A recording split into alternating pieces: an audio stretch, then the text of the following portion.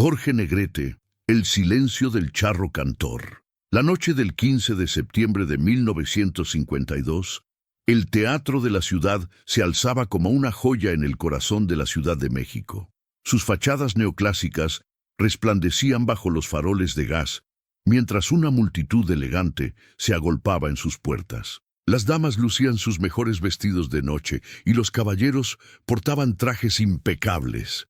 Todos habían venido a ver al mismísimo Jorge Negrete, el charro cantor de México, en una función especial por las fiestas patrias. Desde su camerino en el segundo piso, Jorge podía escuchar el murmullo expectante del público. Se ajustó el moño de su corbata blanca y observó su reflejo en el espejo enmarcado en caoba. A los 41 años, seguía siendo el hombre más guapo del cine mexicano. Bigote perfectamente recortado, cabello engominado hacia atrás, y esa mirada que había conquistado a millones de mujeres desde Tijuana hasta Buenos Aires. ¿Listo, patrón?, preguntó Ramiro, su asistente personal, asomándose por la puerta entreabierta. Jorge se irguió, ajustándose los puños de la camisa. Siempre listo, Ramiro. ¿Cómo está el teatro? Lleno hasta la bandera. Hay gente de pie en los pasillos. Hasta vi a don Emilio Azcárraga en su palco de siempre, acompañado de varios empresarios importantes. Ramiro hizo una pausa, como si dudara en continuar. También está presente la crítica de los principales periódicos. Jorge asintió. En los últimos meses, su relación con la prensa había sido complicada. Su divorcio de Elisa Christie había alimentado los chismes durante semanas, y su romance con la actriz Gloria Marín había generado titulares escandalosos. Los periodistas parecían más interesados en su vida personal que en su arte, algo que lo irritaba profundamente. «Que escriban lo que quieran», murmuró, tomando su sombrero charro bordado en hilo de plata. «Esta noche van a recordar por qué soy Jorge Negrete». El camerino estaba decorado con fotografías de sus películas más exitosas. «Ay, Jalisco, no te rajes», «El Peñón de las Ánimas», «Hasta que perdió Jalisco». En cada imagen lucía el traje de charro que lo había convertido en un símbolo nacional. Pero esta noche había algo diferente en su expresión, una tensión que Ramiro había notado desde hacía días. La verdad era que Jorge atravesaba uno de los momentos más delicados de su carrera. Su última película, El segundo de Carlos Montes, no había tenido el éxito esperado en taquilla.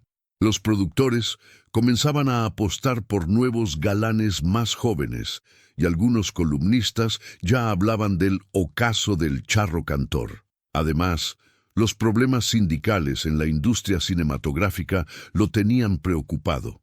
Como líder de la Asociación Nacional de Actores, había tenido que tomar decisiones difíciles que no todos habían comprendido. Un golpe suave en la puerta interrumpió sus pensamientos. «Jorge, ¿podemos pasar?», era la voz inconfundible de Pedro Infante, su gran rival y, paradójicamente, uno de sus pocos amigos verdaderos en el medio. Jorge abrió la puerta y se encontró con Pedro acompañado de Mario Moreno, Cantinflas, ambos vestidos elegantemente para la ocasión. «Compadre», exclamó Pedro dándole un abrazo afectuoso. «Vine a desearte suerte, aunque sabemos que no la necesitas». Cantinflas sonrió con su característica picardía. «Jorge, mi estimado, espero que esta noche no nos hagas quedar mal a los que representamos el cine nacional. Ya sabes cómo está la cosa con tanta competencia extranjera». Los tres hombres compartían más que la fama. Eran los pilares de la época de oro del cine mexicano. Sin embargo, Jorge sabía que detrás de las sonrisas cordiales existían rivalidades profesionales inevitables. Pedro Infante, 8 años menor, representaba una amenaza constante para su reinado como el galán favorito del público. Sus últimas películas habían sido éxitos rotundos, y su estilo más campechano y cercano al pueblo contrastaba con la elegancia aristocrática que caracterizaba a Jorge.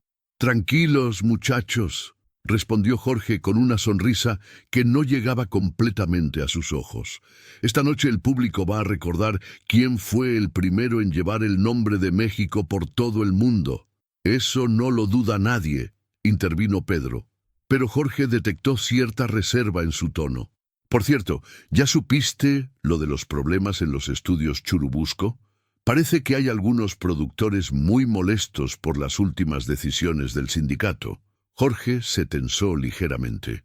Como secretario general de la ANDA, había impuesto reglas más estrictas sobre las condiciones laborales de los actores, lo que había generado fricciones con varios magnates de la industria. Algunos lo acusaban de estar más preocupado por el poder que por el arte. Los productores siempre están molestos por algo, respondió con aparente despreocupación. Lo importante es defender los derechos de nuestros compañeros. Cantinflas intercambió una mirada rápida con Pedro. Bueno, Jorge, nosotros mejor nos vamos a nuestros asientos. El teatro está que hierve de expectación. Después de que sus colegas se marcharon, Jorge se quedó solo con sus pensamientos. Se acercó a la ventana de su camerino y observó la Plaza de la Constitución a lo lejos. Las luces de la ciudad creaban un mosaico dorado que se extendía hasta el horizonte. Esta era su ciudad, su país, su gente. Había nacido en Guanajuato, pero Ciudad de México lo había adoptado y convertido en una leyenda. Recordó sus inicios, cuando llegó a la capital como un joven provinciano con sueños de grandeza. Su verdadero nombre era Jorge Alberto Negrete Moreno, hijo de un militar de carrera. Había estudiado en el colegio militar, siguiendo los pasos de su padre, pero su corazón siempre había pertenecido al arte. La música, el canto, la actuación, esas eran sus verdaderas vocaciones. Su primer gran éxito había llegado en 1941 con «Ay, Jalisco, no te rajes», donde interpretaba a un charro orgulloso y valiente que defendía el honor de su tierra. La película había sido un fenómeno que trascendió fronteras, convirtiendo a Jorge en un embajador cultural de México. Su voz potente y su presencia magnética en pantalla lo habían catapultado a la fama internacional. Pero con la fama habían llegado también las responsabilidades y las presiones. El público esperaba que fuera perfecto tanto en la pantalla como en la vida real. Los medios escudriñaban cada aspecto de su existencia y cualquier error se magnificaba hasta convertirse en escándalo nacional. «Señor Negrete», la voz del director de escena resonó desde el pasillo. 5 minutos para su entrada. Jorge se dirigió al espejo una última vez. Se alisó el bigote y verificó que su peinado estuviera impecable. El traje de charro que llevaba esa noche era una obra maestra, negro con bordados en hilo de plata que formaban intrincados diseños florales, botones de plata maciza y una corbata blanca impoluta. Los pantalones, ceñidos hasta la rodilla y amplios hacia abajo, completaban el atuendo tradicional que lo había convertido en un ícono. Tomó su guitarra, una hermosa pieza de madera de palo de rosa con incrustaciones de nácar que había sido regalo de un admirador en Guadalajara. Sus dedos recorrieron instintivamente las cuerdas, produciendo un acorde melancólico que resonó en el pequeño espacio. Al salir del camerino, se encontró con el bullicio típico de los espacios detrás del escenario. Los tramoyistas ultimaban detalles del decorado, que recreaba un típico patio mexicano, con fuente central y bugambilias en flor. Los músicos de mariachi que lo acompañarían afinaban sus instrumentos, creando una sinfonía caótica pero familiar. Jorge, el maestro Gonzalo Curiel, director musical de la función, se acercó con evidente emoción. «Todo está listo. El público está eufórico. He dirigido cientos de funciones, pero pocas veces he sentido una expectación como la de esta noche». «Gracias, maestro», respondió Jorge, sintiendo cómo la adrenalina comenzaba a correr por sus venas. «La orquesta está preparada para los cambios que hicimos en México lindo y querido. Por supuesto, va a ser una interpretación memorable, Curiel hizo una pausa, observando atentamente el rostro del cantante. «Jorge, ¿estás bien? Te veo un poco tenso». Jorge forzó una sonrisa. «Son solo los nervios de siempre, maestro. Ya se me pasarán en cuanto pise el escenario». Pero ambos sabían que no era cierto. Había algo diferente en el ambiente esa noche.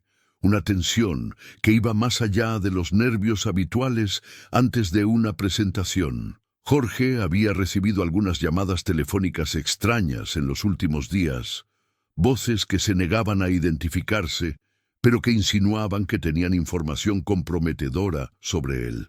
«Señor Negrete, es su momento», anunció el director de escena. Jorge se dirigió hacia la entrada del escenario, donde esperó la señal para su aparición. Podía escuchar al maestro de ceremonias presentándolo con palabras grandilocuentes.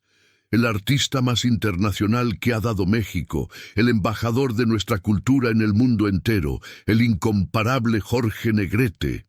Los aplausos estallaron como una tormenta, acompañados de gritos de «¡Bravo!» y «¡Viva México!». Jorge respiró profundamente, se ajustó el sombrero y caminó hacia las luces del escenario. La primera impresión al salir a escena fue abrumadora. El teatro de la ciudad estaba completamente abarrotado. No había un solo asiento vacío y las personas de pie en los pasillos se extendían hasta las salidas de emergencia. Los palcos estaban ocupados por la alta sociedad mexicana, políticos, empresarios, artistas y críticos. Jorge reconoció varios rostros familiares, incluyendo al presidente de la República, que ocupaba el palco presidencial junto a su esposa. «Buenas noches, México», gritó Jorge, y su voz resonó por todo el teatro sin necesidad de amplificación. El rugido de respuesta del público fue ensordecedor. «Esta noche», continuó, caminando por el escenario con la seguridad de quien se sabe dueño del espacio, «quiero cantarle a la patria que me vio nacer, a la gente que me ha dado todo, y a este país que llevo en el alma». La orquesta comenzó los primeros acordes de Ella, una de sus canciones más populares. Jorge se acercó al micrófono que había sido colocado en el centro del escenario y comenzó a cantar con esa voz que había enamorado a millones. «Ella, que está en mis brazos esta noche, es la mujer que tanto yo soñé». Su interpretación era impecable. Cada nota salía de su garganta con la precisión de un instrumento finamente afinado, y cada gesto estaba calculado para maximizar el impacto emocional. El público cantaba con él, convirtiendo el teatro en un coro gigantesco que celebraba no solo la música, sino todo lo que Jorge representaba para la identidad mexicana. Al terminar la primera canción, los aplausos duraron varios minutos. Jorge aprovechó la pausa para observar al público más detenidamente. En primera fila estaban los críticos más importantes del país, bloc de notas en mano, estudiando cada uno de sus movimientos. En los palcos laterales divisó a varios productores cinematográficos, algunos de los cuales habían expresado dudas sobre su viabilidad comercial en los últimos meses. «La siguiente canción», anunció Jorge, «es para todos los mexicanos que están lejos de la patria, para los que luchan día a día por sacar adelante a sus familias, para los que nunca olvidan de dónde vienen». Los primeros acordes de México lindo y querido llenaron el teatro. Esta era la canción que más lo identificaba, su himno personal. Cuando llegó al estribillo, todo el público se puso de pie. «México lindo y querido, si muero lejos de ti, que digan que estoy dormido y que me traigan aquí». Era en momentos como este cuando Jorge el Café La Parroquia se alzaba como un refugio de penumbra y humo de cigarrillos en plena zona rosa. Sus paredes de azulejo talavera habían sido testigos de incontables confesiones, conspiraciones y reconciliaciones desde principios de siglo. Esa mañana de octubre, mientras la llovizna golpeaba suavemente los cristales empañados, Jorge Negrete ocupaba una mesa apartada en el rincón más discreto del establecimiento. Sus dedos tamborifeaban nerviosamente sobre la superficie de madera oscura, dejando pequeñas marcas de humedad del vaso de café que sostenía.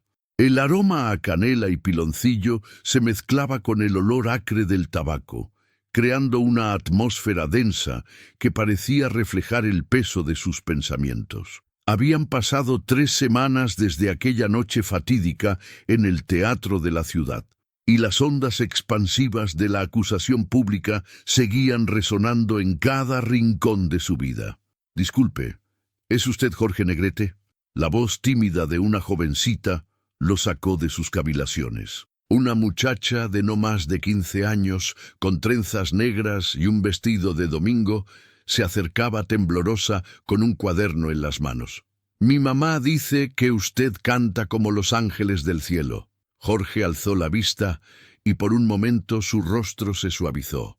La inocencia en los ojos de la niña contrastaba brutalmente con las miradas de sospecha que había estado recibiendo en las últimas semanas. «¿Cómo te llamas, pequeña?» «Esperanza, señor». «¿Podría firmarme el cuaderno? Es para mi tarea de la escuela». Sus mejillas se sonrojaron mientras extendía el cuaderno hacia él. Jorge tomó la pluma que ella le ofrecía, pero al inclinar la cabeza para escribir, notó cómo la madre de la niña se acercaba apresuradamente desde la barra del café. La mujer, de mediana edad y vestida con ropa humilde pero pulcra, tenía en el rostro esa expresión de alarma que Jorge había aprendido a reconocer, la súbita comprensión de que su hija estaba hablando con alguien controversial. «Esperanza, ven acá inmediatamente». La voz de la madre cortó el aire como un cuchillo. «No molestes al señor». «No es molestia, señora». Jorge intentó intervenir, pero la mujer ya había tomado a su hija del brazo. «Vámonos, niña, ya terminamos aquí». Los ojos de la madre evitaron deliberadamente los de Jorge, y en esa evasión él leyó todo lo que necesitaba saber. Las acusaciones de Pedro Armendáriz habían calado más hondo de lo que había imaginado. La niña se volvió una vez más antes de salir, con los ojos llenos de confusión y decepción. «Adiós, señor Negrete. Mi mamá sigue diciendo que usted canta como los ángeles». El silencio que siguió a su partida fue más elocuente que cualquier acusación directa. Jorge se quedó con la pluma en la mano, mirando la página en blanco del cuaderno que Esperanza había olvidado en su prisa. En esa hoja vacía vio un reflejo de su propio futuro, páginas que quizás nunca llegarían a escribirse, canciones que tal vez nunca se cantarían, una carrera que pendía de un hilo tan fino como la confianza del público. La campanilla de la entrada del café tintineó nuevamente, y esta vez quien cruzó el umbral fue una figura que Jorge reconoció al instante: Emilio Fernández, el indio, con su característico bigote y su presencia imponente que parecía llenar cualquier espacio. El director más respetado del cine nacional se dirigió directamente hacia la mesa de Jorge, sin vacilaciones ni saludos preliminares. «Jorge». La voz de Emilio era grave, cargada de una autoridad que había forjado dirigiendo a las más grandes estrellas de México. Se sentó sin esperar invitación, y sus ojos oscuros estudiaron el rostro del cantante con la misma intensidad con que analizaba una escena antes de gritarla. «¡Emilio!». Jorge inclinó ligeramente la cabeza. «No esperaba verte por aquí. Necesitamos hablar». Emilio hizo una seña al mesero, quien se acercó inmediatamente con la reverencia que los poderosos del cine mexicano inspiraban. Un café cargado, sin azúcar. El mesero desapareció tan rápidamente como había llegado, y los dos hombres se quedaron frente a frente en un silencio tenso. El ruido de la lluvia contra las ventanas se intensificó, como si la naturaleza misma quisiera subrayar la gravedad del momento. «He estado recibiendo llamadas», comenzó Emilio, sus palabras medidas y precisas. «Productores, distribuidores, ejecutivos de los estudios, todos preguntan lo mismo. ¿Qué tan cierto es lo que dijo Armendáriz?». Jorge sintió cómo se le contraía el estómago. «¿Y qué les respondes?». que Jorge Negrete es un profesional intachable que ha dado todo por el cine mexicano. Emilio se inclinó hacia adelante, bajando la voz. Pero también les digo que vivimos en una industria donde las percepciones pueden ser más poderosas que la realidad. El café de Emilio llegó humeante, y él lo tomó sin apartar los ojos de Jorge. Cuéntame tu versión, sin adornos, sin justificaciones, solo la verdad. Jorge respiró profundamente. En las últimas semanas había ensayado esta conversación cientos de veces en su mente, pero ahora que llegaba el momento, las palabras se le atoraban en la garganta. Pedro está dolido, resentido por no conseguir el papel principal en Hasta que perdió Jalisco. Eso no es una respuesta, Jorge. La voz de Emilio se endureció. Usaste tu influencia para bloquear su casting. Jorge se detuvo, las palabras peleándose en su lengua. La industria es competitiva, todos sabemos eso. Jorge, Emilio se recargó en el respaldo de su silla. Te conozco desde que llegaste a los estudios Clasa. Te he visto crecer, te he visto convertirte en el charro cantor más querido de México. Pero también te he visto cambiar. ¿Cambiar cómo? El poder cambia a los hombres. A veces de maneras que ellos mismos no perciben. Emilio tomó otro sorbo de café. Cuando eres la estrella más grande del país, cuando los productores están dispuestos a reescribir guiones completos solo para complacerte, cuando tienes el poder de decidir quién trabaja y quién no, es fácil perder la perspectiva. Jorge sintió una punzada de dolor en el pecho. ¿Estás diciéndome que soy culpable?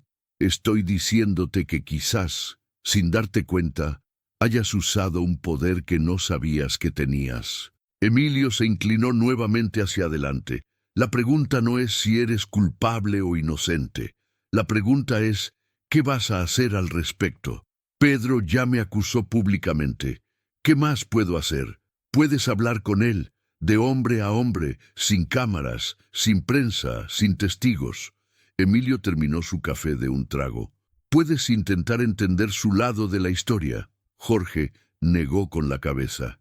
Pedro no querrá escucharme. Está demasiado enojado. Entonces tendrás que encontrar la manera de que quiera escucharte. Emilio se puso de pie, dejando unas monedas sobre la mesa. Jorge, tu carrera no está en peligro solo por una acusación. Está en peligro por cómo decidas manejar esta crisis. ¿Y si él tiene razón? Las palabras salieron de los labios de Jorge casi sin que se diera cuenta. ¿Y si realmente hice lo que dice?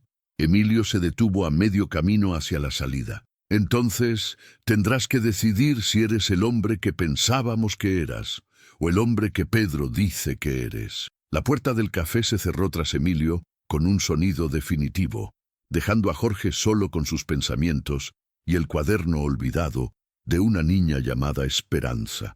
Afuera la lluvia había arreciado y las gotas resbalaban por el cristal como lágrimas silenciosas que él no se permitía derramar. El estudio de grabación de la XEW se alzaba como una catedral del sonido en pleno centro de la capital.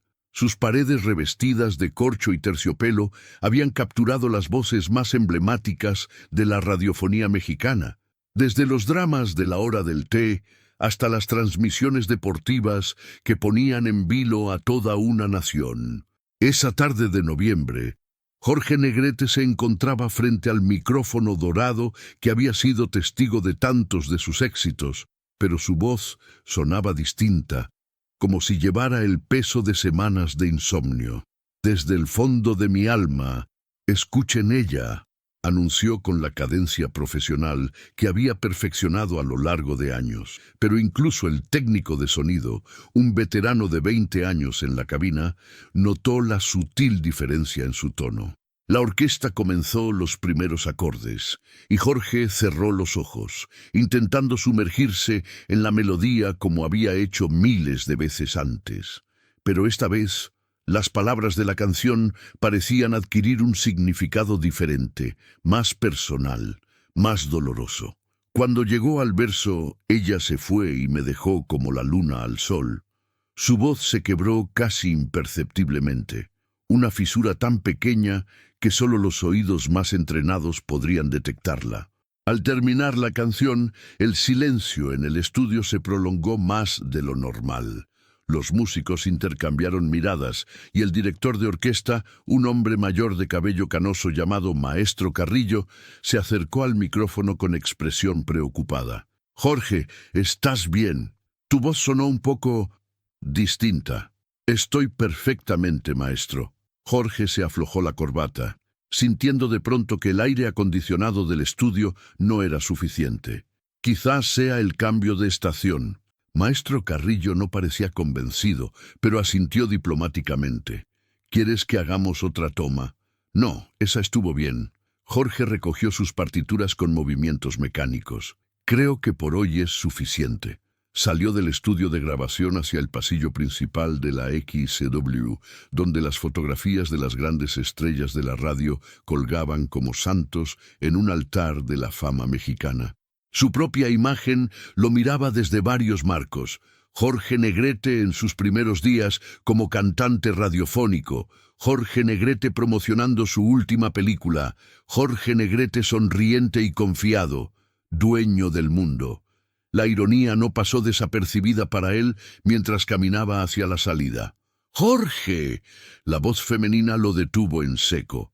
Al volverse, vio a Gloria Marín acercándose por el pasillo con esa elegancia natural que la había convertido en una de las actrices más admiradas de su generación. Su cabello rubio ceniza enmarcaba un rostro que las cámaras adoraban, pero en este momento sus ojos azules mostraban una preocupación genuina que trascendía cualquier actuación. «Gloria». Jorge intentó esbozar una sonrisa, pero le salió más como una mueca. «¿Qué haces por aquí?» «Grabé un programa de variedades esta mañana». Ella se acercó más, estudiando su rostro con la atención de quien había aprendido a leer las emociones humanas para ganarse la vida. «Jorge, tienes una cara terrible. Gracias por el cumplido». Él intentó bromear, pero Gloria no se dejó distraer. «Hablo en serio. ¿Cuándo fue la última vez que dormiste bien?» Jorge se quedó pensando por un momento, dándose cuenta de que no recordaba la última noche en que había logrado conciliar el sueño sin dar vueltas en la cama, repasando una y otra vez los eventos de aquella noche en el teatro de la ciudad. «No lo sé. Ven conmigo». Gloria lo tomó del brazo con una determinación que no admitía protest. El despacho de Emilio Azcárraga se alzaba en el último piso del edificio XCU, como un templo del poder radiofónico. Las ventanas panorámicas ofrecían una vista privilegiada de la Ciudad de México, mientras el amanecer del 16 de septiembre pintaba de oro las cúpulas y azoteas que se extendían hasta el horizonte. Sin embargo, la atmósfera dentro de esa oficina era tan pesada como una tormenta de verano. Jorge Negrete permanecía de pie frente al escritorio de caoba, su traje de charro impecable contrastando con la tensión que crispaba sus facciones. Las horas transcurridas desde el incidente en el Teatro de la Ciudad habían sido un torbellino de llamadas telefónicas, reuniones improvisadas y decisiones que no admitían demora. La acusación de Esperanza Iris había desatado una tormenta mediática que amenazaba con arrasar todo a su paso. «Mírame bien, Jorge». La voz de Azcárraga cortaba el silencio matutino como una navaja. El magnate de los medios giraba lentamente en su silla ejecutiva, sus dedos tamborileando sobre el cuero del escritorio con un ritmo que delataba su impaciencia. 30 años construyendo este imperio, 30 años cuidando cada detalle, cada palabra, cada imagen que sale de mis estaciones. Y ahora resulta que mi estrella más brillante decide convertirse en el centro de un escándalo que puede costarnos millones. Jorge mantuvo la compostura, aunque por dentro sentía cómo se desmoronaba la estructura que había tardado años en construir. Su carrera, su reputación, todo lo que había luchado por alcanzar se balanceaba ahora sobre el filo de una navaja. La acusación de Esperanza había sido calculada con precisión quirúrgica. El momento exacto, el lugar perfecto, las palabras justas para causar el mayor daño posible. «Don Emilio», Jorge comenzó, su voz manteniendo ese tono grave y sereno que había conquistado a millones de corazones.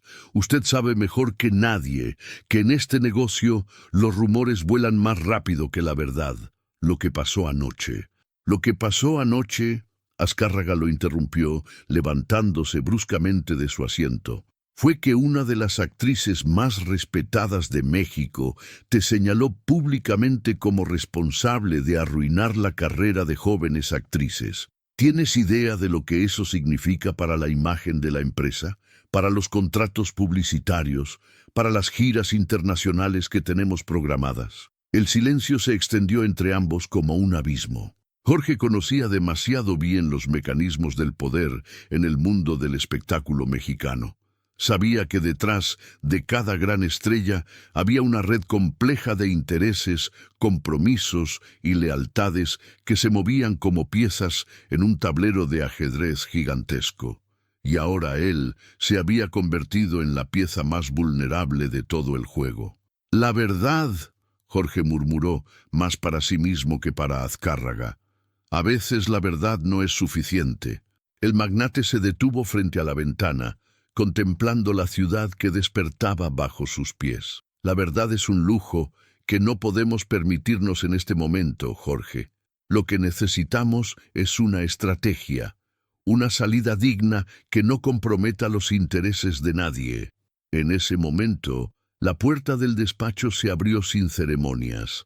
Mario Moreno Cantinflas entró con esa desenvoltura característica que lo había convertido en el cómico más querido de México. Su presencia llenó inmediatamente la habitación de una energía diferente, más humana y cercana. «Buenos días, caballeros». Cantinflas saludó con una sonrisa que no llegaba completamente a sus ojos. «Vengo del café de la esquina, y créanme que el tema de conversación en todas las mesas es el mismo. La gente está dividida, unos defendiendo a Jorge, otros cuestionándose cosas que nunca antes habían puesto en duda». Jorge lo miró con una mezcla de gratitud y preocupación. Sabía que Mario no solo era un compañero de trabajo, sino uno de los pocos amigos verdaderos que tenía en ese mundo de apariencias y conveniencias. «¿Y tú qué piensas, Mario?», Jorge preguntó, aunque temía la respuesta. Cantinflas se acomodó en una de las sillas de cuero frente al escritorio, su expresión volviéndose más seria de lo habitual. «Pienso que Esperanza no es una mujer que actúe por impulso. Todo lo que hizo anoche estaba calculado. La pregunta es, ¿por qué ahora? ¿Por qué ese momento específico?». Azcárraga regresó a su escritorio, sus movimientos delatando la tensión que lo embargaba. «Eso mismo me pregunto yo. Esperanza Iris es una profesional con décadas de experiencia. Conoce las reglas del juego mejor que nadie. Si decidió hacer esa acusación pública, es porque alguien le garantizó que saldría beneficiada».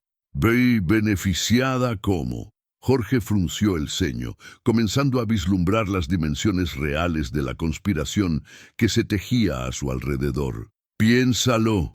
Cantinflas se inclinó hacia adelante, bajando la voz como si temiera que las paredes pudieran tener oídos. «Esperanza ha estado luchando durante años para conseguir papeles protagónicos en las nuevas producciones. Su teatro, aunque exitoso, no genera los ingresos que solía tener. Necesita renovarse, necesita volver al cine, a la radio, a los medios masivos». Azcárraga asintió lentamente, las piezas del rompecabezas comenzando a encajar en su mente calculadora.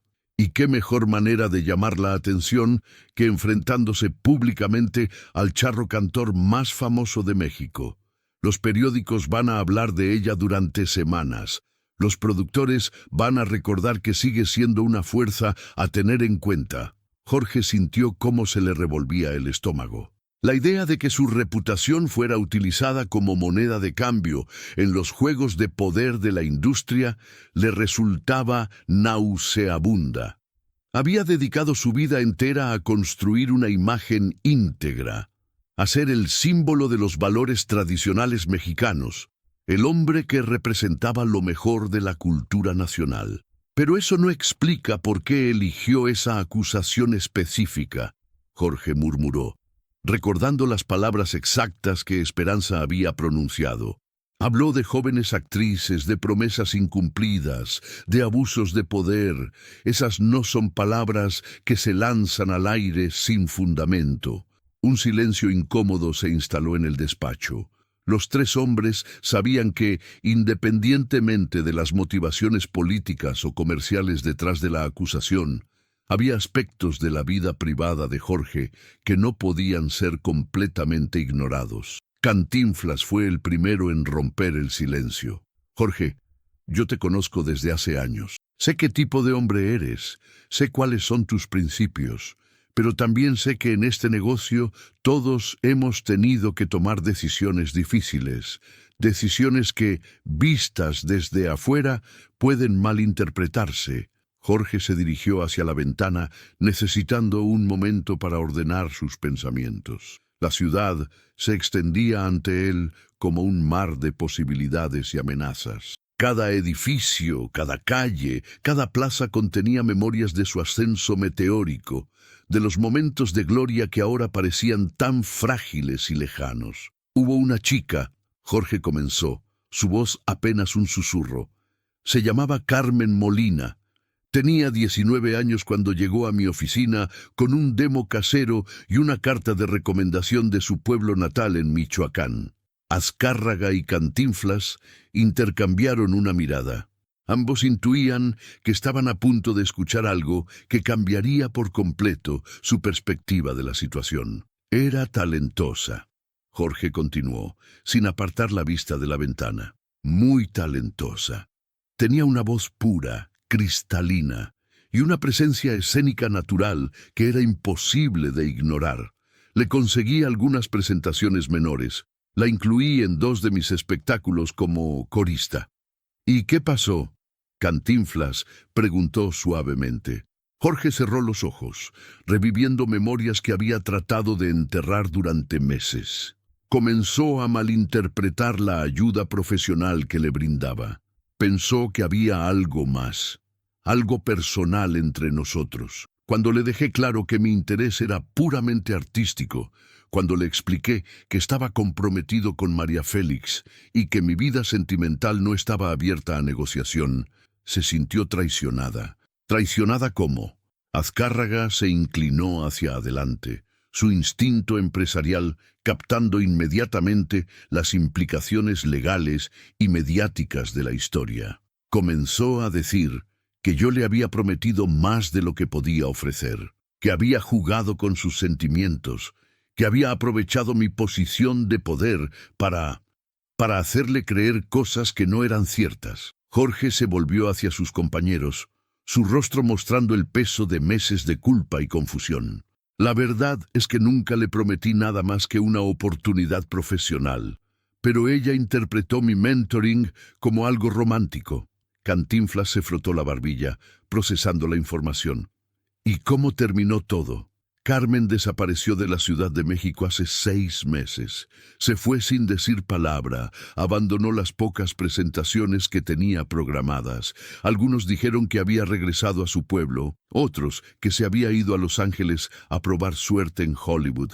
Jorge hizo una pausa, como si le costara pronunciar las siguientes palabras, pero antes de irse fue a ver a varias personas en la industria. Contó su versión de la historia. El despacho se sumió en un silencio absoluto. El peso de las revelaciones de Jorge flotaba en el aire como una nube de tormenta a punto de descargar. Azcárraga tamborileaba nerviosamente sobre su escritorio, mientras Cantinflas parecía estar haciendo cálculos mentales sobre las posibles ramificaciones de esta información. ¿Esperanza conocía a Carmen? Azcárraga preguntó finalmente. Es posible, Jorge admitió. Esperanza tiene conexiones por toda la industria. Si Carmen quería hacer daño, si quería asegurarse de que su versión de los hechos llegara a oídos influyentes, Esperanza sería una de las primeras personas a las que acudiría. Cantinflas se puso de pie, comenzando a caminar por el despacho con esa energía nerviosa que lo caracterizaba cuando estaba procesando información compleja. Entonces tenemos un panorama más claro. Esperanza no solo actuó por beneficio propio. Alguien le dio información específica, detalles que solo Carmen podría conocer. Lo que significa, Azcárraga completó el razonamiento, que esta acusación no es un ataque aleatorio. Es una campaña orquestada, planeada con meses de anticipación. Bungi, Jorge, sintió cómo se le encogía el corazón.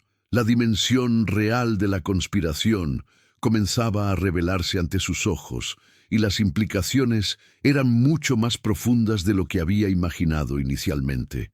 No se trataba simplemente de un malentendido o de rivalidades profesionales. Era una guerra mediática que amenazaba con destruir todo lo que había construido. ¿Qué vamos a hacer?, preguntó dirigiéndose principalmente a Azcárraga. El magnate de los medios se levantó de su silla, caminando hacia la pared donde colgaban fotografías de todas las estrellas de su emporio mediático. Jorge aparecía en varias de ellas, siempre sonriente, siempre proyectando esa imagen de seguridad y carisma que había conquistado al público mexicano. «Vamos a contraatacar», Azcárraga dijo finalmente, con una determinación fría que helaba la sangre. «Pero vamos a hacerlo inteligentemente. No podemos permitir que esta situación se salga de control».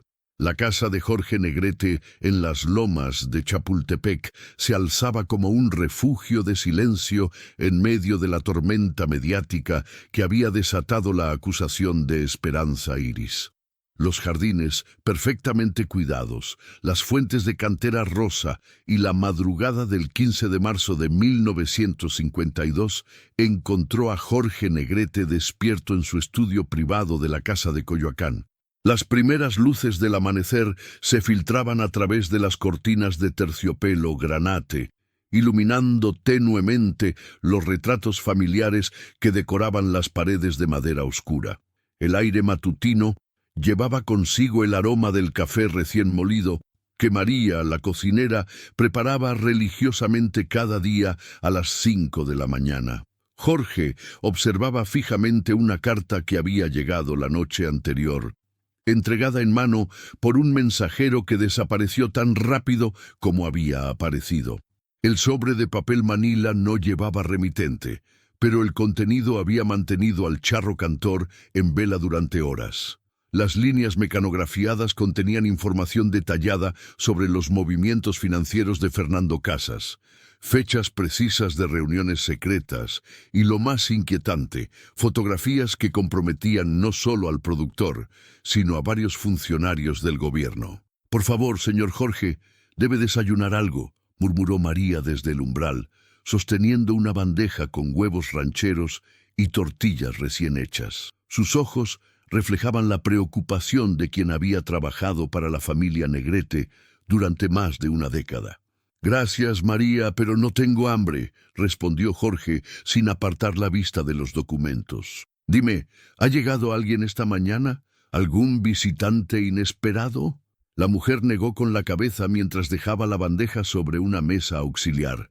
«Solo el repartidor de leche, como siempre, pero anoche, después de que usted se encerrara aquí, vi una sombra cerca de la ventana del jardín.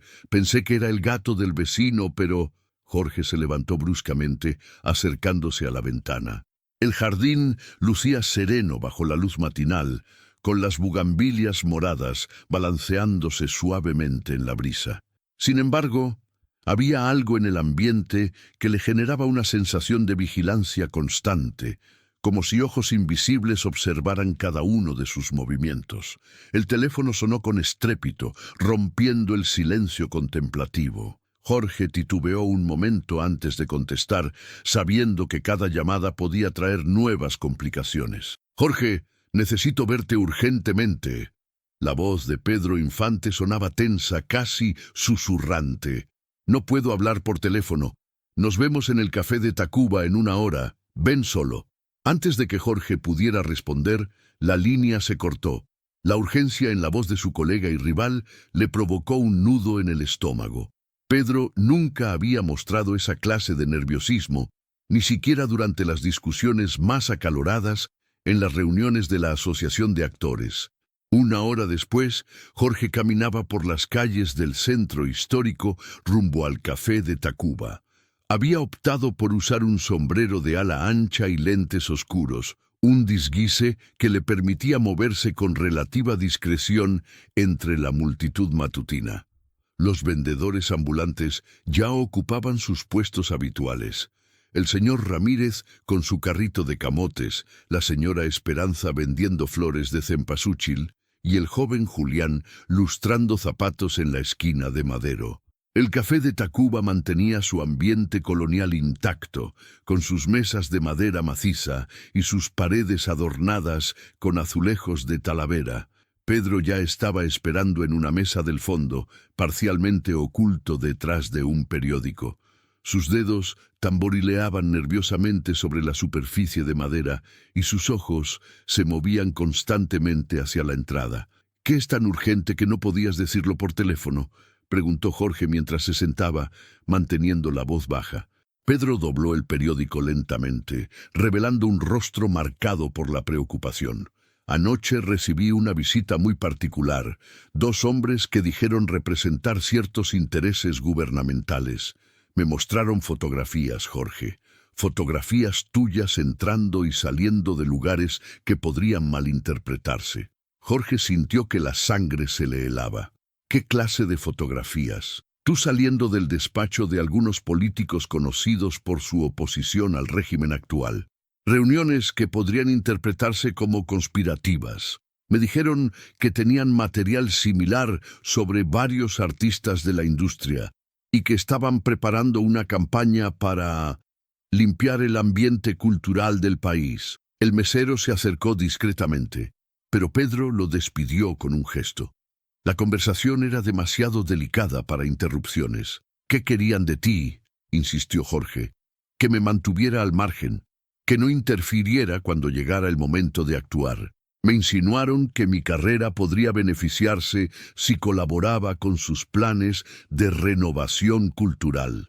Pedro bajó aún más la voz. «Jorge, creo que se está preparando algo grande, algo que va más allá de las rivalidades habituales de la industria». Jorge pensó en la carta anónima que había recibido, en las fotografías comprometedoras, en toda la información detallada sobre Fernando Casas. Las piezas del rompecabezas comenzaban a formar una imagen aterradora. «Pedro, necesito saber si puedo confiar en ti, completamente», dijo Jorge, mirando directamente a los ojos de su colega. «A pesar de nuestras diferencias profesionales, siempre he respetado tu talento y tu integridad. Si algo está amenazando la libertad de nuestra industria, deberíamos enfrentarlo juntos». Jorge asintió lentamente. Durante años habían mantenido una rivalidad pública que alimentaba los medios y emocionaba a los fanáticos, pero en el fondo ambos entendían que representaban algo más grande que sus carreras individuales. Eran símbolos de una época, guardianes de una tradición cultural que ahora parecía estar bajo ataque. «Esta noche hay una función especial en el Teatro Blanquita», dijo Jorge finalmente. «Una presentación benéfica para los damnificados de las inundaciones en Tabasco. Creo que será el momento perfecto para que alguien haga su jugada definitiva». Pedro frunció el ceño. «¿Por qué estás tan seguro?». «Porque recibí información anónima que confirma lo que me acabas de decir. Alguien está orquestando todo esto, y creo saber quién». Jorge se puso de pie, dejando unas monedas sobre la mesa. «Si tengo razón, esta noche se revelará la verdad. Solo espero estar preparado para las consecuencias». Mientras caminaba de regreso a su automóvil, Jorge sintió el peso de la decisión que había tomado. Esa noche no solo estaría cantando para el público, estaría enfrentando a fuerzas que podían destruir todo por lo que había trabajado. Pero por primera vez en días se sentía en paz con su elección. Algunas batallas valían la pena lucharlas, sin importar el costo personal. El sol de mediodía caía implacable sobre la Ciudad de México cuando Jorge Negrete llegó a su casa. El futuro de su carrera, y tal vez de toda la industria cinematográfica mexicana, se decidiría en unas pocas horas. El Teatro Blanquita se alzaba majestuoso en la esquina de Eje Central y Mesones, su fachada Art Deco brillando bajo las luces de neón que anunciaban la función especial de esa noche. Desde temprano en la tarde, una multitud comenzó a congregarse en los alrededores, creando un ambiente festivo que contrastaba dramáticamente con la tensión que Jorge Negrete llevaba en el pecho. En su camerino del segundo piso, Jorge se preparaba meticulosamente para lo que sabía sería una de las presentaciones más importantes de su carrera. Cada elemento de su atuendo de charro había sido seleccionado con cuidado especial. El traje negro con incrustaciones de plata que había usado en ¡Ay, Jalisco, no te rajes!, la corbata de moño que María Félix le había regalado años atrás, y los botines de piel que su padre le había obsequiado cuando decidió dedicarse al canto. «Don Jorge, han llegado varios reporteros preguntando por una entrevista», anunció Raúl, su asistente personal, asomando la cabeza por la puerta entreabierta. «También está aquí el señor Casas. Dice que necesita hablar con usted urgentemente». Jorge observó su reflejo en el espejo iluminado del camerino. A los 42 años, su rostro mostraba las líneas de experiencia que lo habían convertido en una leyenda viviente. Pero esa noche, sus ojos reflejaban una determinación que no había sentido en meses. «Dile a Fernando que lo veo después de la función. Y a los reporteros también. Esta noche mi única prioridad es el público». Raúl asintió y cerró la puerta, dejando a Jorge solo con sus pensamientos. El charro cantor caminó hacia la ventana que daba al callejón trasero del teatro. Desde allí podía ver la entrada de artistas, donde un grupo de mariachis esperaba su turno para actuar, afinando sus instrumentos bajo la luz amarillenta de una farola. Un suave golpe en la puerta interrumpió sus reflexiones. Jorge esperaba ver a Raúl nuevamente, pero se sorprendió al encontrar a Gloria Marín, elegantemente vestida con un traje sastre azul marino que realzaba su belleza clásica. «Gloria, no esperaba verte aquí esta noche», dijo Jorge, invitándola a pasar. «No podía perderme tu presentación, especialmente después de los rumores que han estado circulando». Gloria cerró la puerta tras de sí y se acercó con la gracia que la había convertido en una de las actrices más respetadas de la época de oro. «Jorge, he escuchado cosas preocupantes, conversaciones en estudios, susurros en fiestas. Parece que algunos productores están planeando algo que podría afectarte directamente». Jorge la condujo hasta un pequeño sofá de terciopelo rojo que ocupaba una esquina del camerino. «¿Qué clase de conversaciones?» «Fernando Casas ha estado reuniéndose con gente del gobierno, con ejecutivos de radio, incluso con algunos periodistas de espectáculos. Hablan de la necesidad de renovar la imagen del cine mexicano, de buscar nuevos rostros que representen mejor los valores modernos del país». «¿Y yo no represento esos valores?», preguntó Jorge con una sonrisa amarga. Gloria le tomó la mano con cariño. «Tú representas algo más peligroso para cierta gente, la independencia. Jorge, tu problema nunca ha sido tu talento o tu popularidad. Tu problema es que nunca has permitido que nadie te controle completamente». Las palabras de Gloria resonaron profundamente en Jorge.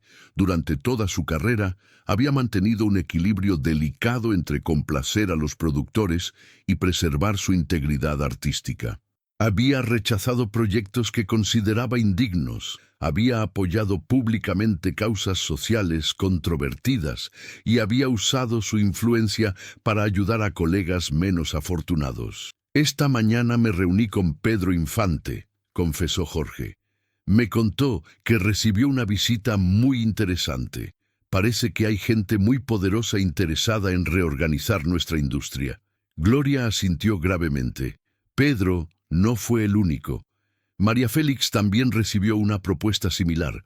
Le ofrecieron protagonizar una nueva película con un presupuesto millonario, pero a cambio tendría que distanciarse públicamente de ciertos colegas. Cuando mencionaron tu nombre específicamente, ella entendió de qué se trataba realmente. Jorge se puso de pie y comenzó a caminar por el camerino, organizando sus pensamientos. Gloria, ¿crees que están planeando algo para esta noche? ¿Algo público que pueda usarse en mi contra? Es posible. Un teatro lleno, prensa presente, el ambiente perfecto para crear un escándalo que justifique medidas drásticas posteriores. Gloria también se levantó, acercándose a él. Jorge, tal vez deberías considerar cancelar la presentación, inventar una excursión, una emergencia familiar. No, respondió Jorge con firmeza. Si huyo ahora, estaré huyendo el resto de mi vida. Si van a atacarme, prefiero que sea de frente, donde pueda defenderme. En ese momento, la voz del director de escena resonó por el sistema de parlantes del teatro. Señoras y señores, 15 minutos para el primer acto. Todos los artistas, el Teatro Alameda, se alzaba majestuoso bajo las luces nocturnas de la Ciudad de México, como un coloso de mármol que había presenciado las glorias y caídas de generaciones enteras de artistas. Esa noche del 18 de marzo de 1952, las marquesinas anunciaban el nombre de Jorge Negrete con letras doradas que brillaban como promesas de grandeza. Pero dentro del camerino principal, el ambiente era de tormenta contenida.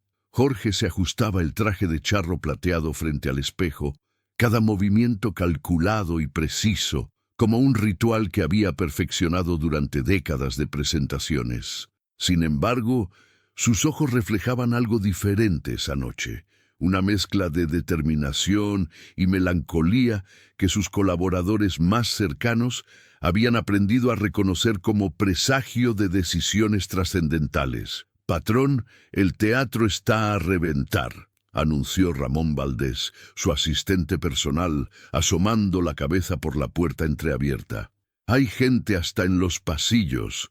Dicen que incluso el presidente mandó representantes. Jorge asintió sin apartar la vista del espejo, donde su reflejo le devolvía la imagen del hombre que México había coronado como su charro cantor. Pero esa noche, por primera vez en años, esa imagen le parecía un disfraz demasiado pesado de cargar. ¿Llegó ya Emilio Fernández?, preguntó sin voltear. Sí, patrón. Está en el palco de honor con doña Sara García y don Pedro Infante. También vi entrar a Cantinflas y a María Félix. La mención de María Félix hizo que Jorge cerrara los ojos por un momento. Habían pasado semanas desde su último encuentro, cuando ella le había advertido sobre las consecuencias de mantener su postura contra el sindicato cinematográfico. Jorge le había dicho con esa voz que podía ser seda o acero según la ocasión. A veces la valentía se confunde con la terquedad y ambas pueden llevarte al mismo precipicio. Un golpe suave en la puerta interrumpió sus pensamientos. Era don Luis Espota, el periodista cuyas investigaciones habían destapado la caja de Pandora que ahora amenazaba con devorar todo a su paso. Jorge, necesito hablar contigo antes de que salgas, dijo Espota, su rostro grave bajo el sombrero de fieltro que raramente se quitaba. Acabo de recibir información nueva, información que podría cambiar todo. Jorge se volvió lentamente, estudiando el rostro del periodista. Luis Espota era un hombre que había visto demasiado y sabía más de lo que era prudente compartir, pero esa noche había algo diferente en su expresión. Una urgencia que trascendía su habitual escepticismo profesional. ¿De qué se trata, Luis? Espota cerró la puerta tras de sí y se acercó, bajando la voz hasta convertirla en un susurro conspirador. Tengo documentos que prueban que las acusaciones contra ti no vienen del sindicato común. Hay dinero extranjero involucrado, Jorge. Dinero que busca desestabilizar la industria cinematográfica mexicana desde adentro. Jorge frunció el ceño. Durante las últimas semanas, las acusaciones sobre su supuesto monopolio de papeles y su influencia desmedida en las decisiones de casting habían crecido como un incendio alimentado por vientos misteriosos. Lo que había comenzado como rumores de pasillo se había convertido en una campaña orquestada que amenazaba no solo su carrera, sino la estabilidad de toda la industria. ¿Qué clase de dinero? Estadounidense, respondió Spota, sacando una carpeta de su abrigo. Hay productoras de Hollywood que ven en nuestro cine una competencia seria, especialmente después del éxito internacional de Los Tres García y ¡Ay, Jalisco no te rajes! Quieren fragmentar nuestro mercado, crear divisiones internas.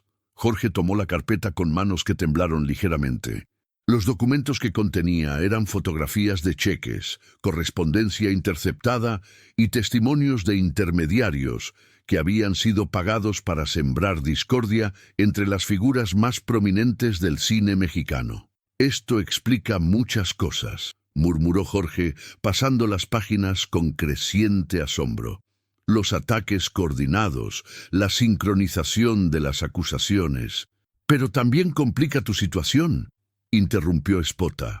Si haces pública esta información esta noche, parecerá una maniobra desesperada. Los que ya dudaban de ti dirán que es otro intento de evadir responsabilidades.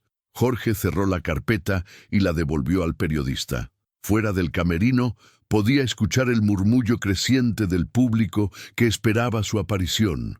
Era un sonido que había amado durante toda su carrera, pero esa noche sonaba como el rugido de una bestia hambrienta. ¿Cuál es tu consejo, Luis? Spota se quitó el sombrero y se pasó una mano por el cabello gris. Como periodista, te diría que uses esta información para defenderte.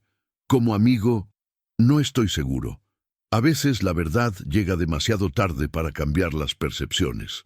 En ese momento, la puerta se abrió de nuevo y apareció Cantinflas, su rostro usualmente jovial marcado por la preocupación. Jorge, compadre, necesitamos hablar. Afuera están diciendo que alguien va a hacer declaraciones públicas contra ti durante la función. Jorge sintió como si el piso se moviera bajo sus pies. ¿Quién? No estoy seguro. Pero hay movimiento extraño entre algunos sindicalistas. Vi a Rodrigo Márquez hablando con un grupo de extras cerca del escenario. Rodrigo Márquez era un actor de segunda fila que había encontrado en el activismo sindical una forma de compensar su falta de talento. Durante meses había sido una voz cada vez más estridente contra lo que él llamaba los monopolios artísticos. Y Jorge sabía que su nombre encabezaba esa lista negra. Jorge, dijo Cantinflas, acercándose y poniendo una mano en su hombro, todavía puedes cancelar. Podemos decir que te enfermaste, que... No, interrumpió Jorge con una firmeza que sorprendió incluso a él mismo. He pasado toda mi vida construyendo una reputación basada en dar la cara. No voy a empezar a esconderme ahora. Se dirigió hacia la puerta, pero Spota lo detuvo. Jorge, si vas a enfrentar esto, necesitas decidir cómo. ¿Vas a defenderte con lo que sabemos o vas a dejar que hablen sin responder? Jorge se detuvo en el umbral, su mano en el picaporte dorado. En el pasillo podía ver a los técnicos corriendo de un lado a otro, preparando el escenario para lo que todos esperaban que fuera una noche triunfal.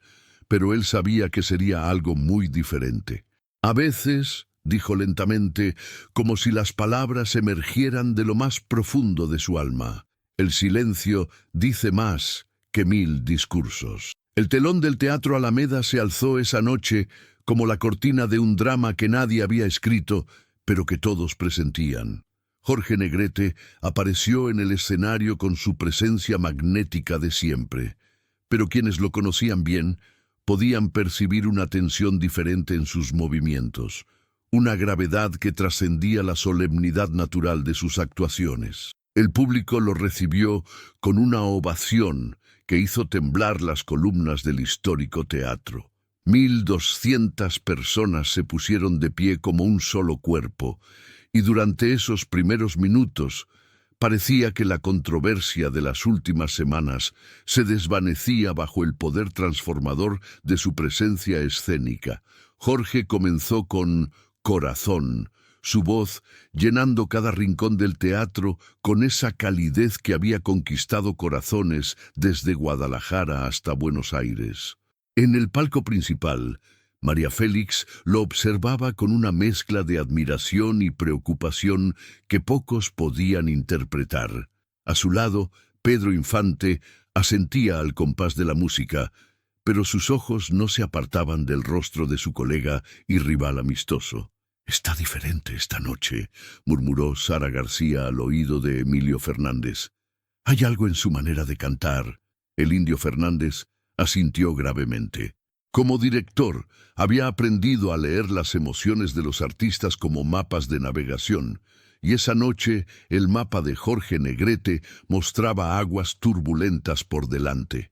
Después de la tercera canción, Jorge se dirigió al micrófono central para su habitual charla con el público. Era un momento que siempre había disfrutado, esa conexión íntima con las masas que lo había convertido en algo más que un entertainer, en un símbolo nacional.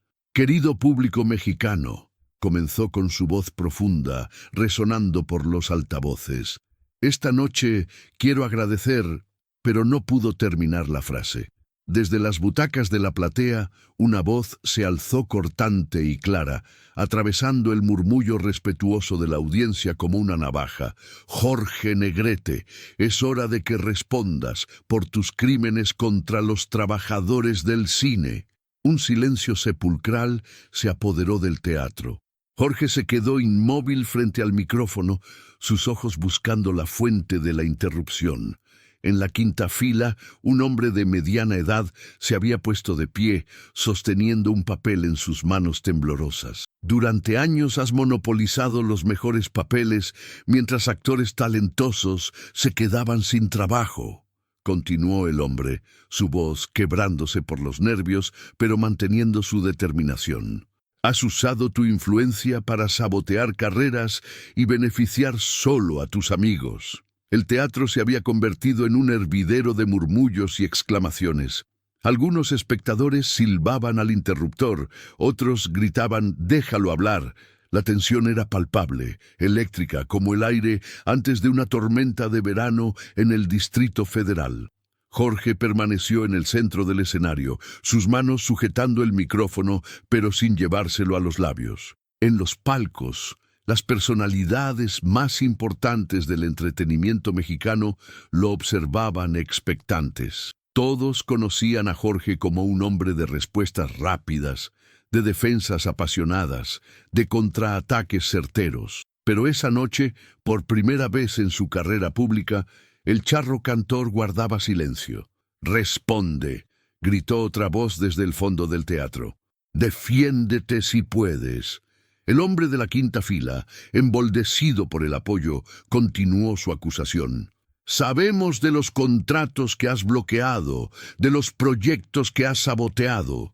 El sindicato tiene pruebas». En ese momento, Jorge levantó una mano pidiendo silencio. El gesto fue tan majestuoso, tan cargado de autoridad natural, que incluso sus detractores se callaron momentáneamente. Todos esperaban la respuesta, la defensa brillante que desmoronaría las acusaciones como castillos de naipes. Pero Jorge Negrete, el hombre que nunca había dado su brazo a torcer, que había convertido la confrontación verbal en un arte, simplemente inclinó la cabeza ligeramente y dijo al micrófono: «Esta noche vine a cantar para ustedes, y eso es lo que haré». Se apartó del micrófono central y hizo una seña a la orquesta. Los músicos, desconcertados pero profesionales, comenzaron a tocar los primeros acordes de «México lindo y querido». Jorge comenzó a cantar con una voz que temblaba imperceptiblemente, como si cada nota le costara un fragmento del alma. El público quedó dividido.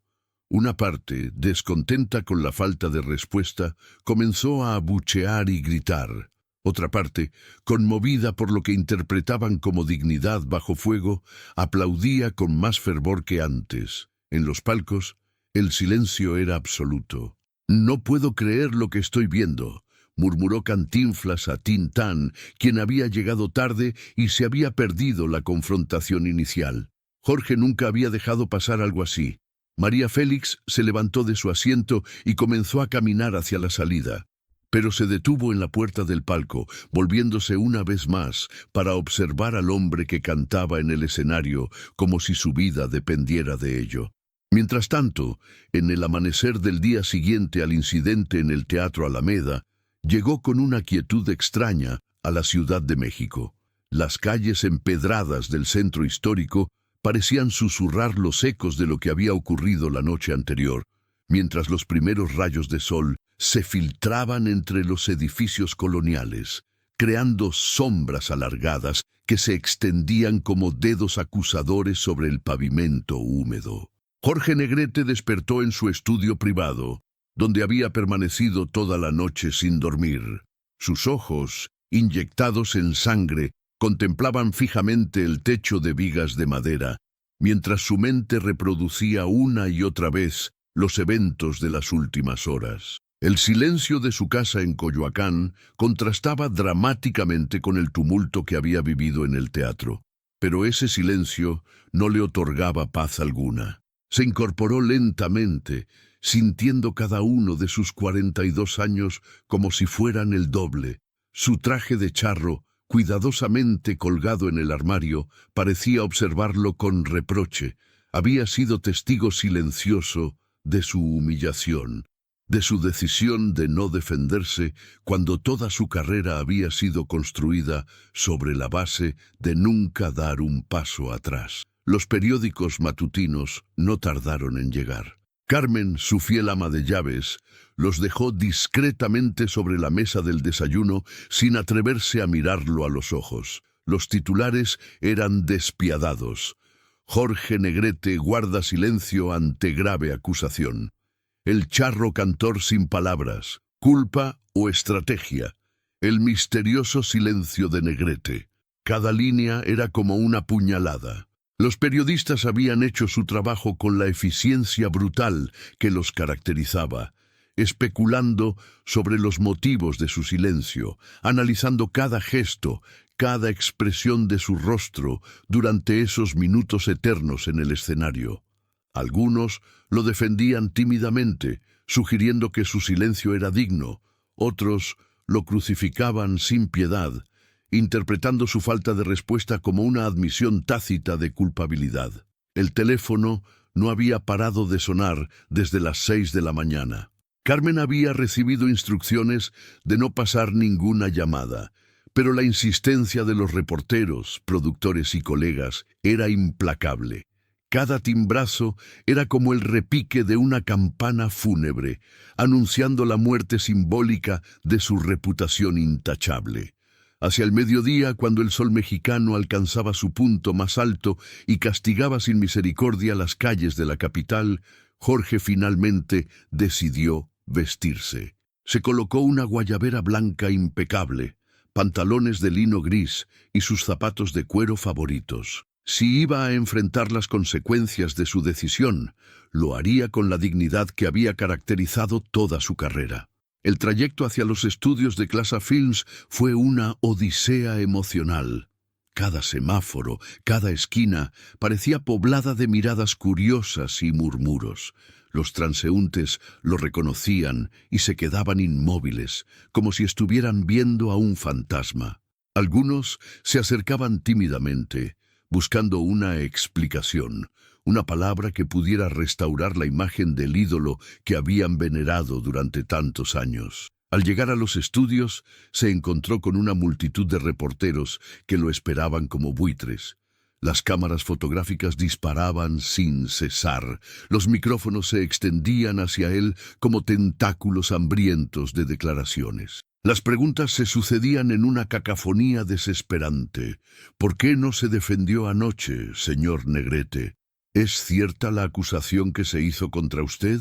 ¿Planea responder públicamente? ¿Cómo se siente al ver su reputación manchada? Jorge avanzó entre la multitud con la cabeza en alto, sin pronunciar una sola palabra. Su rostro era una máscara de serena determinación, pero por dentro, cada pregunta era como una bofetada. Llegó hasta la entrada de los estudios y, por primera vez en toda la mañana, se detuvo. Se volvió hacia los periodistas y por un momento pareció que iba a hablar. El silencio se hizo absoluto. Todos contuvieron la respiración. Pero Jorge simplemente inclinó levemente la cabeza, como un saludo cortés, y desapareció tras las puertas de cristal de los estudios. Dentro del edificio, la atmósfera no era menos tensa. Los empleados lo saludaban con una mezcla de respeto y lástima que le resultaba más dolorosa que la hostilidad abierta. En su oficina lo esperaba Felipe Mier, su representante, con una expresión grave que no presagiaba nada bueno. «Jorge, necesitamos hablar», le dijo Felipe sin preámbulos. «Los productores están nerviosos. 3 proyectos han sido suspendidos esta mañana. Los patrocinadores están retirando su apoyo. El Canal de las Estrellas ha cancelado tu programa especial de la próxima semana». Jorge se sentó en su silla de cuero, la misma donde había tomado tantas decisiones importantes a lo largo de su carrera. Ahora, esa silla le parecía un trono vacío, despojado de poder. «¿Cuánto tiempo crees que durará esto?», preguntó con voz ronca. Felipe se aflojó la corbata, un gesto que Jorge conocía bien y que indicaba que las noticias iban a empeorar. «Jorge, amigo, esto no va a desaparecer por sí solo. Tu silencio de anoche, la gente lo está interpretando de maneras muy diferentes. Algunos dicen que fue noble, otros que fue cobardía, pero todos están hablando de ello, y mientras no hables tú, otros van a hablar por ti». La tarde transcurrió en una sucesión de reuniones tensas y conversaciones difíciles. Los directivos del estudio, que hasta el día anterior lo trataban como a un rey, ahora lo miraban con cautela, calculando los riesgos de mantener su asociación con él. Jorge escuchaba las cifras, los análisis de mercado, las proyecciones de pérdidas, pero su mente estaba en otra parte.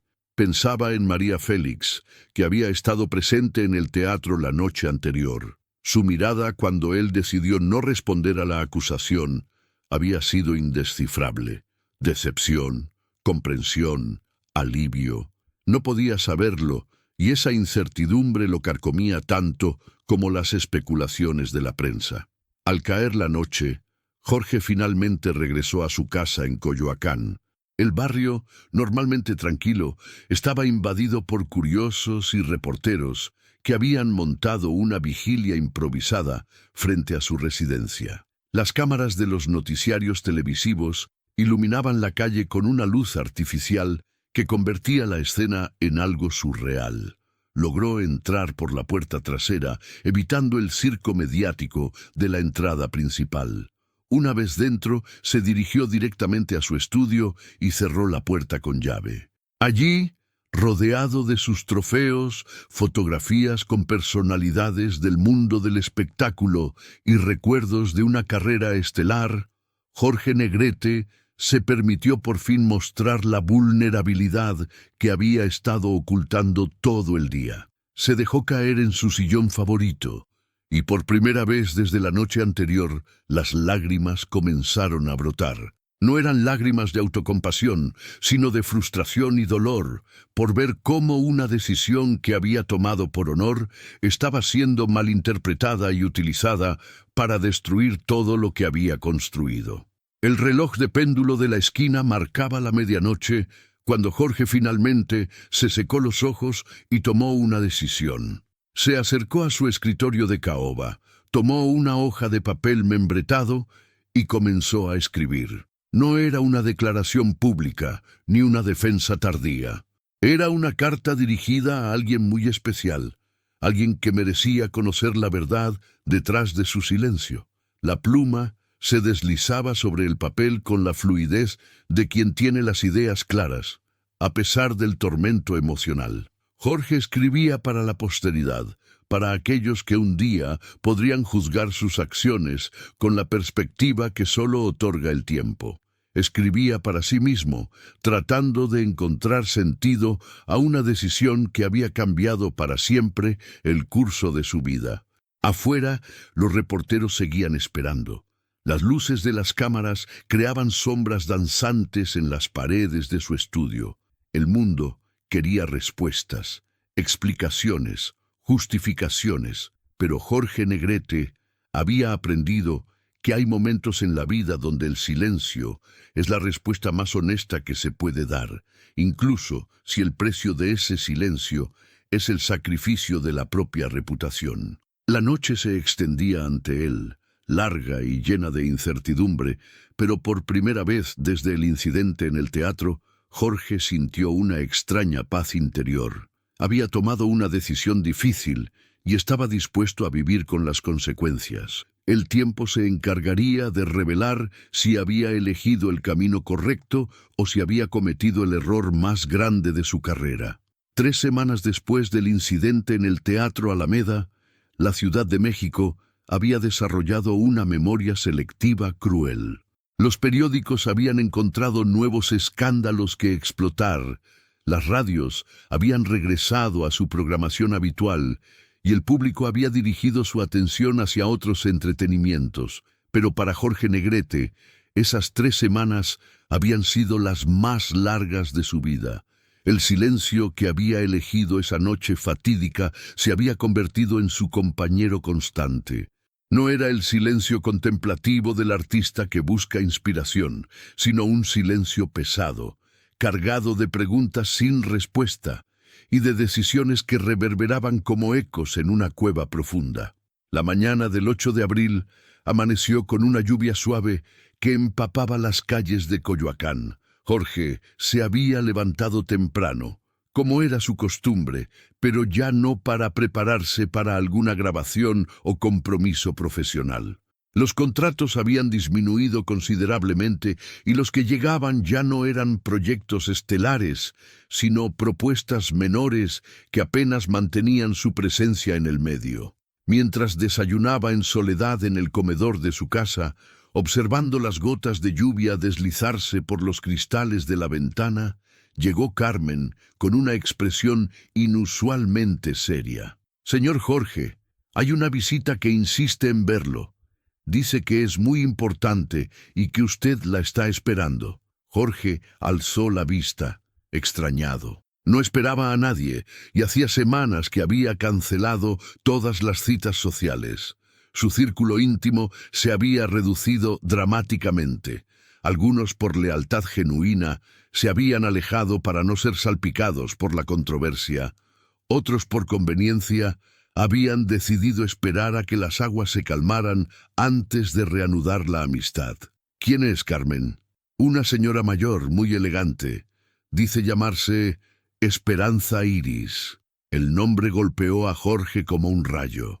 Esperanza Iris, la legendaria primera actriz, una de las pioneras del teatro mexicano, una mujer cuya carrera había comenzado cuando él apenas era un niño en Guanajuato. No se habían visto en años, pero su respeto mutuo era conocido en todo el ambiente artístico. «Hazla pasar al salón principal, por favor, y prepara café para 2». 6 minutos después, Jorge se encontraba frente a una mujer de 70 años que conservaba la elegancia y el porte señorial que la habían convertido en una leyenda viviente. Esperanza Iris vestía un traje sastre negro. Llevaba el cabello plateado recogido en un chongo perfecto, y sus ojos, a pesar de la edad, mantenían la intensidad dramática que había cautivado a generaciones de espectadores. «Jorge», le dijo extendiéndole una mano enguantada, «ha pasado mucho tiempo».